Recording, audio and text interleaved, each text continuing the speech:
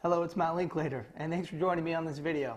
I want to share with you some ideas on how to build long-term financial independence for yourself and your family. Whether you're a small business owner or the average family in America, there are definitely certain things that you can put in place today to help you build a strong financial future for yourself. Now, there are definitely some problems in America today, and I'm going to give you some solutions, though, to those problems. So on the PDF next to this video, on page 2 are some of the problems in America today, and then on page 4 are some of the solutions that we're going to share with you to help you build that long-term financial independence. So what are some problems in America today? You know, certainly over the last 10, 15 years, wages and salaries have gone up, but they haven't caught up with the cost of housing, the cost of food. It hasn't caught up and outpaced inflation, if you will. So what has that led to? That's led to people not being able to save in America. It's led to people increasing their debt to try to keep up with that rising cost. We hear that bankruptcies are on a rise. And let me ask you this. When it comes to retirement, out of 100 people that are in retirement or approaching retirement, let's call them 65, how many of them do you believe are financially independent? The statistic is that only 2 out of 100 are financially independent. Well, we don't want this to happen to us. So what can we do to make sure that we put the proper steps in place? And if you think about those folks that are retiring, they might be, you might be nearing retirement, that might be your parents, your grandparents. You know, what are the solutions? What are they doing? Well, either they're living on social programs, just straight on Social Security. I know my granny lived in her retirement strictly on Social Security. But costs have risen quite a bit since Granny started her retirement in the late 70s. So those folks are moving in with their kids. So they're relying on social programs, moving in with their kids. And then the third thing is, you've seen them. Maybe they're down at Walmart still working. You know, matter of fact, the other day I was driving around seeing some folks just like you. And I stopped in McDonald's to use the restroom quite frequently. So as I was in McDonald's, I grabbed a bottle of water. I got a phone call, and I sat down for a moment. And as I was sitting down taking my phone call, I noticed a cute little lady over to my left. She reminded me of my granny. She had her hair all picked out, nice gray white hair. What pained me is out of the corner of my eye, I could see her go down on one knee and start scraping the floor. She was scraping some gum or something off the floor. And it occurred to me that this isn't her hobby. She needs to work during her late years of retirement. You probably see these stories all the time. And those are some of the problems facing America today. And so how can we overcome that and provide some solutions for folks like yourself? And that's what we're here to do today.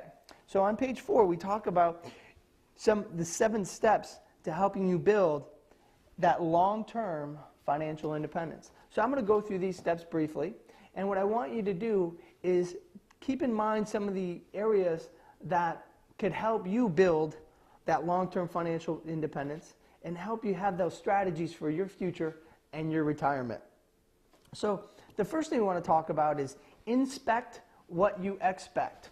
Now there's 2 things here, is that if you really, really want to be on the track for that financial independence, you really need to inspect your financial situation. And there's 2 things. So one gentleman that I was working with had an account very similar to what I recommend. And he said, well, you know what, Matt? I don't know if I ever should have bought this. And I looked at it. I said, well, you bought it in 2005. And to date, here is 2012. And I said, you averaged 8%. He averaged 8% on his money without any risk to his principal. Now, I don't know what you think is a good rate of return, but I think that is pretty strong that he can get 8% without any risk to his money. And that's what I'm talking about, is you really need to inspect what you expect. Another thing is this. Our spending sometimes is very emotional. And so what happens is that we spend money without even consciously thinking about it. And so when you can really inspect what you're spending, you really can be on that linear path to achieving your goals and to achieving your financial independence for you and your family. The second thing we want to talk about is increasing cash flow. Now, this is important. Now, I wanted to ask you a question. What is cash flow to you? What does cash flow mean to you? Now, to me, it means what is left over after you've paid all your bills and paid your housing costs and your food costs. So what do you have left over in your pocket at the end of the month? Now, there's a lot of ways that you can increase your cash flow. Now, typically when I work with families and we sit there and dive down, we can find about 10% of their yearly income. So let's just say you're making $40,000. We can find somewhere around $300 per month by increasing your cash flow. Now let me ask you a question. I want you to think about this. Is last year, did you get a tax return? And how much was that? See, an interesting story. The other day I was with somebody and they said, yeah, I'm getting $3,000 back per year. And I said, okay, well, let's look at this. Now, you're getting $3,000 back per year. Now, so what you're telling me is that you're loaning that to the government over the 12 months of the year. They're collecting interest on it and then giving you that money back. Now, that is not a good saving strategy.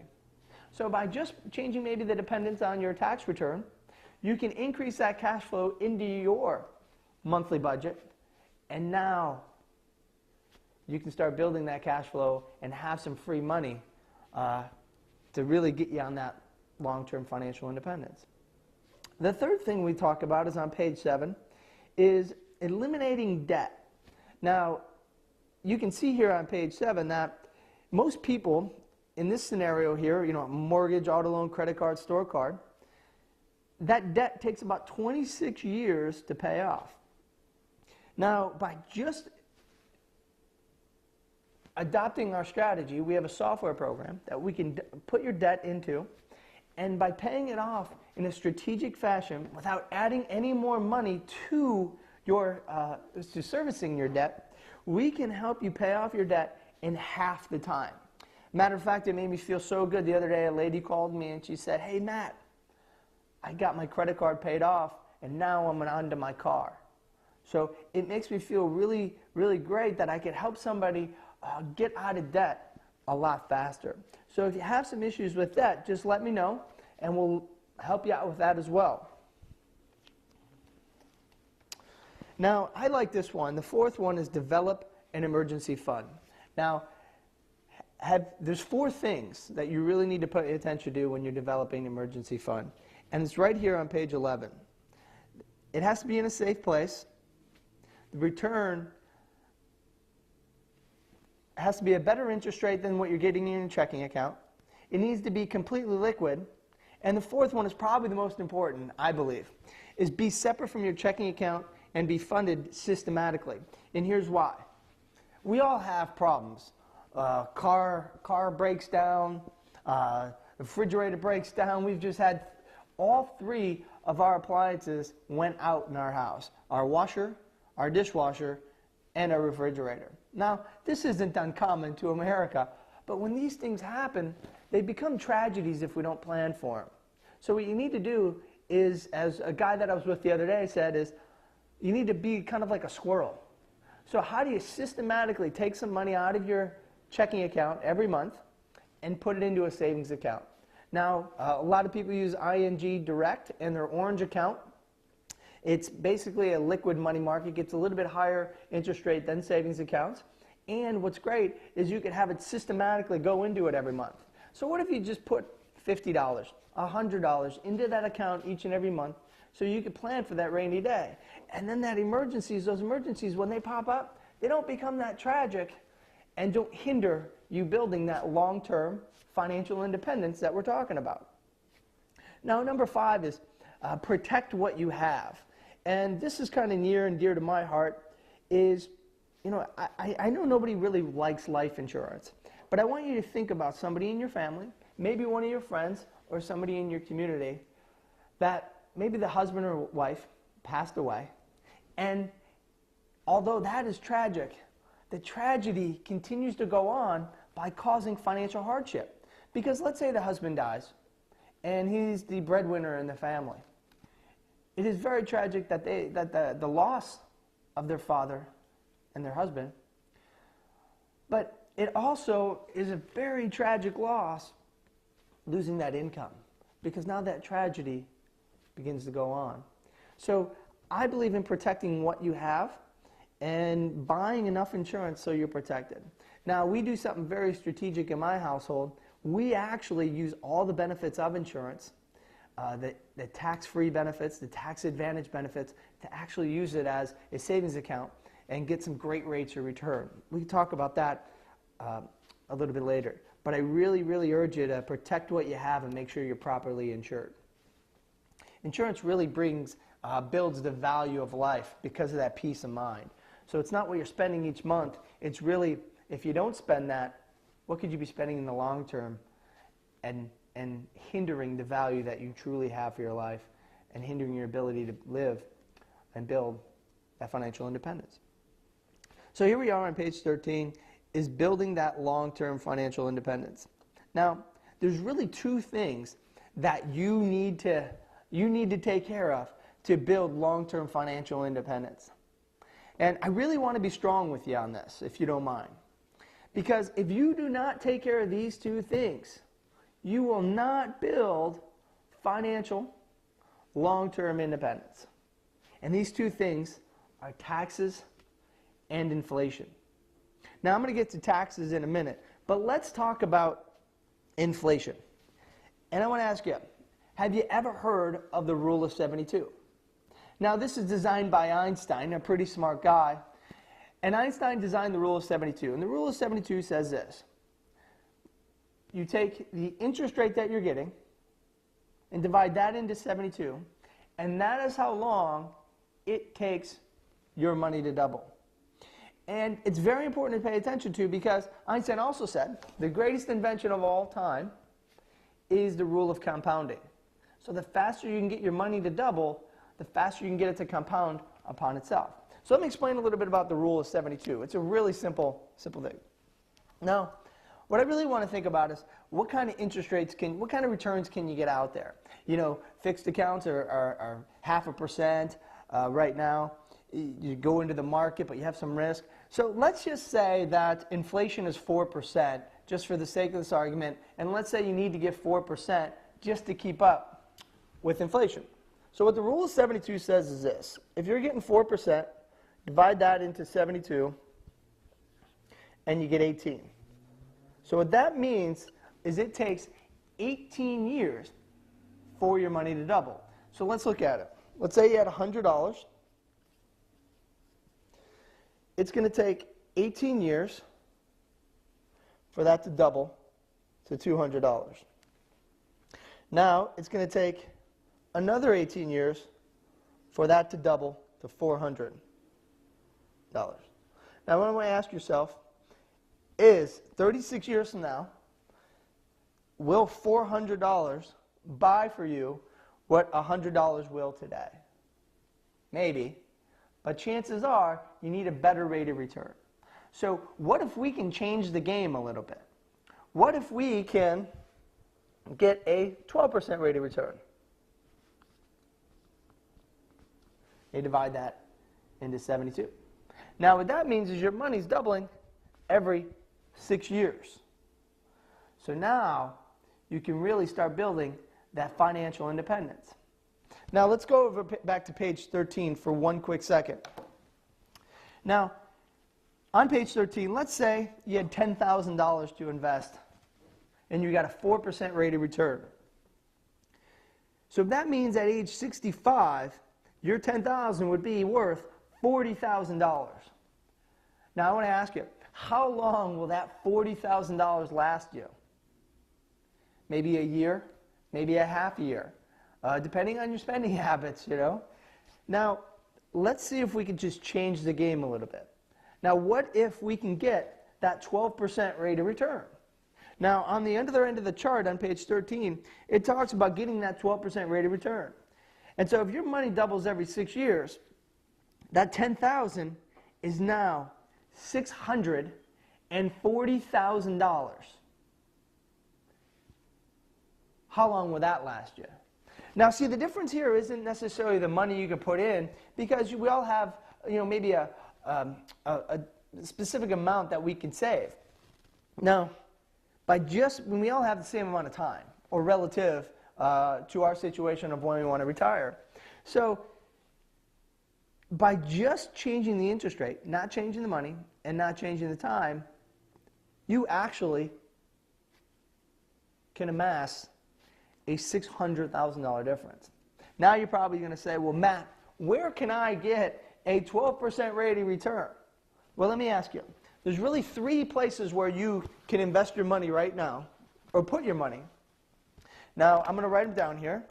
The first one is fixed accounts. Explain what that is in a second.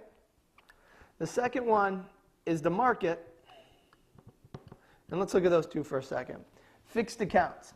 Now, let's say you put your money just in the bank, in money markets, in CDs, and we see what are those paying right now. You're only going to get about 1%. Now, we showed that getting 4% isn't really going to help you become financially independent. The great thing about fixed accounts is basically there's 0 risk to your money, and we like that. Now, with the markets kind of fluctuate and go up and down. Now, certainly you can get a higher rate of return, but if you get that return, what happens? Boop, the market can drop on you. And that's kind of what's happened over the last 10 years or 13 years. I've been doing this for about 15 years, and I've seen 2 huge downturns in the market, and it makes people really, really skittish. So how do you kind of get the best of both worlds? And we have what's called an indexed account, or an index strategy. And what this does, it allows you to get the same returns as maybe the S&P. And we look at the Standard & Poor's index, and the S&P since I think the 1920s has averaged somewhere around 10%. So you can get those types of returns without any of the downside. So what an index account will allow you to do is, let's say you put money in, the market goes up 10%, so your money would get the 10% if the S&P goes up 10%. Now, let's say the S&P drops 20%, which can happen. You don't lose any money. You don't lose any ground. Your principal and the gain that you've attained stays the same. Now, I don't know if you know what the S&P is. I'm just going to explain briefly. The S&P is 500 of the largest companies. The S&P 500 is the largest 500 of the largest companies in America. It represents about, I believe, 100 different industries, and it represents about 70% of our economy. So it's a pretty good snippet of what's going on out there. So if you can simply save money without losing, you can become financially independent. So let me explain a little bit about the indexed account and how it works.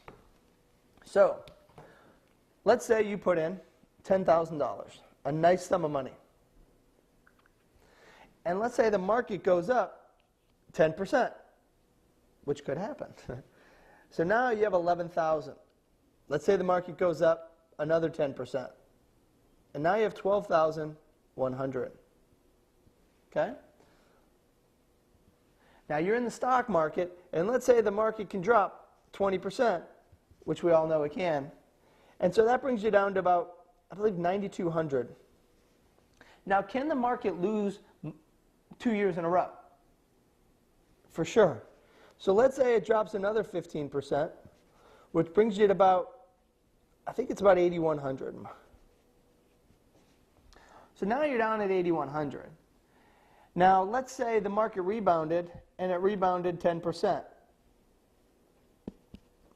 Now you're at 9,200. All right. So now you're coming back and making ground. Now if you were in an indexed account over here, you would get that 10% as well, and you'd be sitting about $13,200.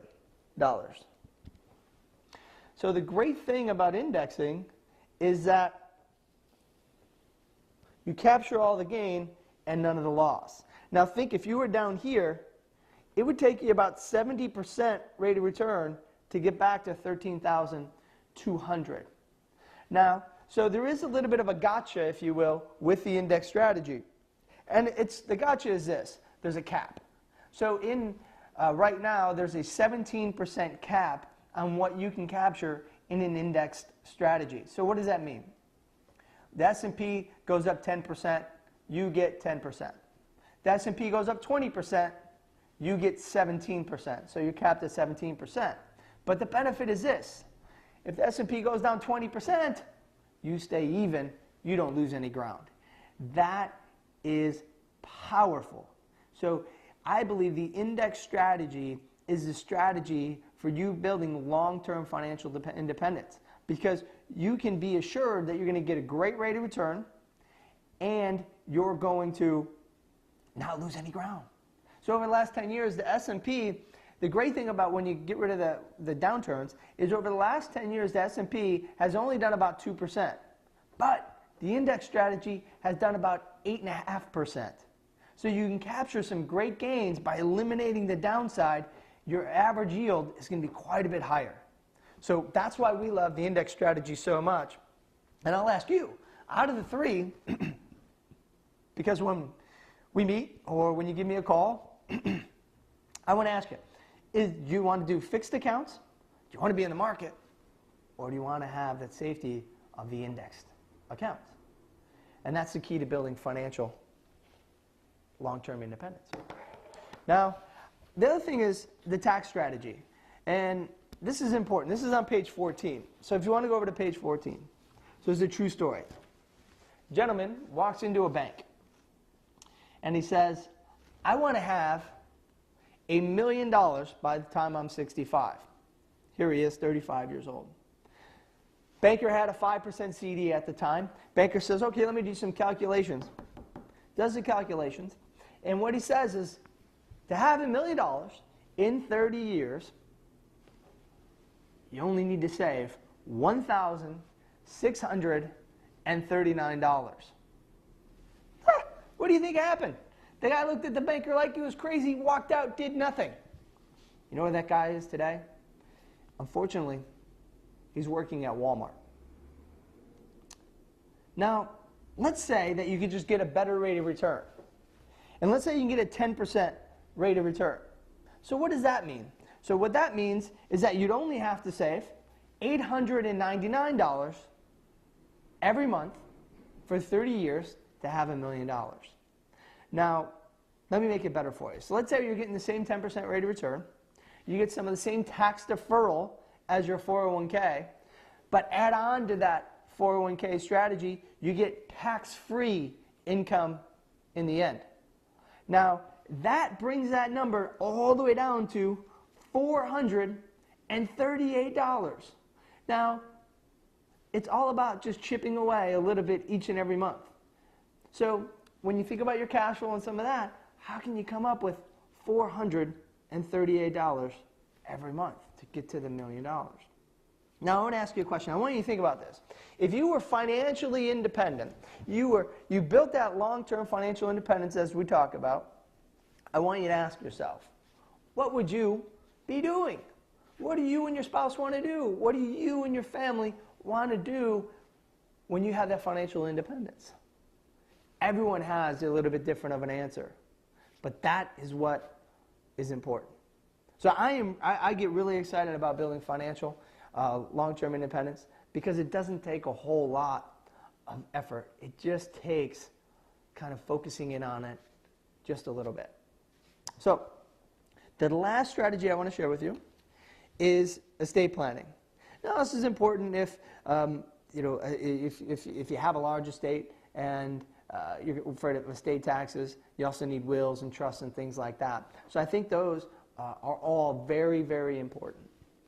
Now, those are really the 7 strategies to helping you build long-term financial independence.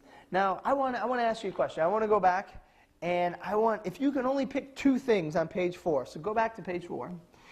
And if you can only pick 2 things on page 4, okay, what 2 areas would you need to focus in on right now to help you build that long-term financial independence? Great. You know, most people usually pick either increasing cash flow and eliminating debt and building that long-term financial independence. And so what I want to do now with you is just ask you a few questions to see kind of where you are now, and so I could put a great plan together for you and share with you, how to build and how we can help you strategize to build that long-term financial independence.